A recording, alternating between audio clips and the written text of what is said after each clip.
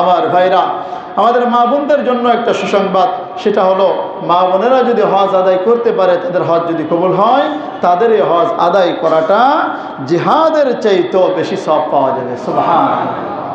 আম্মা জান হযরত আয়েশা সিদ্দিকা রাদিয়াল্লাহু আনহা জিজ্ঞাসা করলেন, ইয়া রাসূলুল্লাহ, নারাল জিহাদ আফদালুল আমাল, আমরা জিহাদের আমলকে সবচেয়ে বড় আমল, ফজিলতপূর্ণ আমল আমরা মনে করি।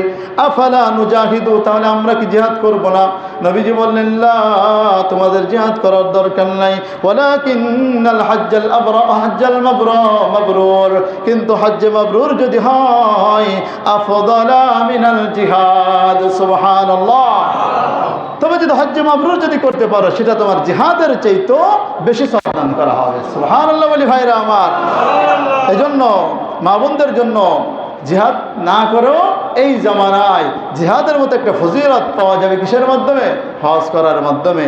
এজন্য শুধু নিজেরাই হজ করব না, মা বোনদের প্রতি আহ্বান থাকবে তারাও যেন টাকা পয়সা জমা করে এই হজের জন্য নিয়ত করে, এবং আমরাও নিয়ত করবো যে একাই শুধু হজ করব না, হ্যাঁ, সাথে নিজের স্ত্রীকেও নিয়ে যাওয়ার নিয়ত করবো। আল্লাহ তাআলা আমাদের সবাইকে কবুল করেন, বলেন আমিন।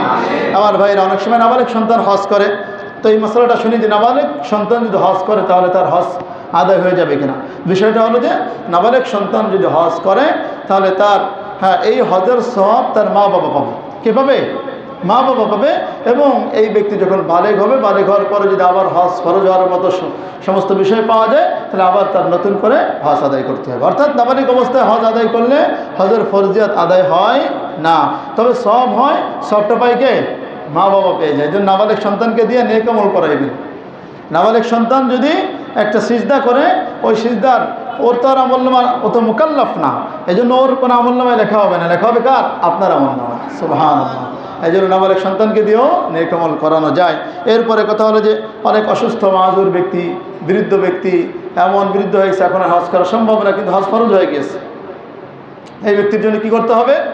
এই ব্যক্তির জন্য নিয়ম হলো, নবীজি সাল্লাল্লাহু আলাইহি ওয়াসাল্লামের হাদিসের মাধ্যমে পাওয়া যায় যে এনারা বদলি হজ করাইতে পারবেন, অন্য ব্যক্তিকে দিয়ে বদলি হজ করাইতে পারবেন, যে আপনার পক্ষ থেকে ওই ব্যক্তি হজ আদায় করবে, আপনি তার সমস্ত ভরণ পোষণ, তার যাওয়া সব কিছু আপনি বহন করবেন, আপনার পক্ষ থেকে সে হজটা আদায় করে দেবে। তো এই বদলি হজের ব্যবস্থাটা আল্লাহ রাসূল সাল্লাল্লাহু আলাইহি ওয়াসাল্লাম রেখে গিয়েছেন।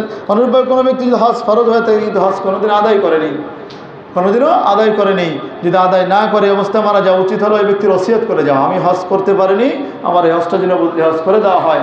তো বদলি হজ না আদায় না করলে তাহলে কিন্তু তার জিম্মায় হজ ফরজের মতো এরকম একটা হুকুম না করার যে গুনাহটা তার আমলনামায় থেকে যাবে। বুঝে আসছে? এজন্য যদি কোনো ব্যক্তির বাবা বা মা মারা যায়, হজ ফরজ ছিল, আদায় করে নাই, ওসিয়তও করে যায় নাই, ওসিয়ত না করলে ছেলেদের জন্য আদায় করা আবশ্যক না, কিন্তু আদায় করে দেওয়া উচিত, আদায় করে দেওয়া উচিত। তার সম্পদ খাইতেছি, আমার বাবার সম্পদ রেখে যাওয়া সম্পদ আমি খাইতেছি, অথচ তার উপর হজ ফরজ ছিল, আদায় করতে পারেনি যে কোনো কারণে, তো উচিত হলো সন্তানদের ওই মা বাবার, মৃত মা বাবার পক্ষ থেকে, হ্যাঁ, বদলি হজ নিজে আদায় করা বা অন্য কাউকে দিয়ে আদায় করিয়ে দেওয়া। এরপরে আরেকটি বিষয় হলো যে মহিলারা যখন হজ করবে, এই হজ একাকে আদায় করলে হবে না, হজই হবে না। বুঝে আসছে? হজের জন্য শর্ত একটা হলো মাহরাম থাকতে হবে। কি থাকতে হবে? মাহরাম থাকতে হবে। আফসোসের বিষয় হলো বর্তমান সৌদি সরকার এই মাহরাম থাকার শর্তটা এটা কেটে দিয়েছে।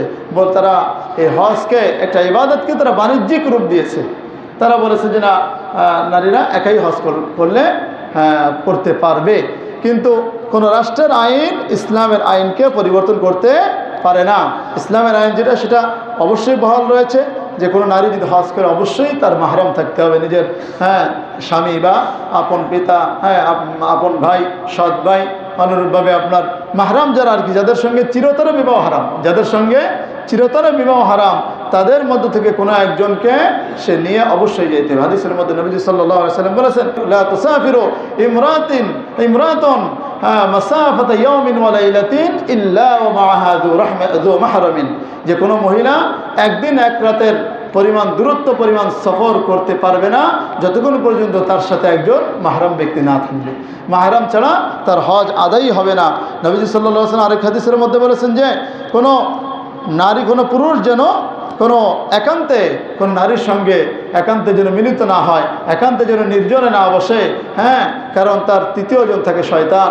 অতএব কোনো নারী যেন তার মাহরম ছাড়া সফরও না করে। এই হাদিসের মধ্যে বলা আছে যে মাহরম ছাড়া যেন সফর না করে।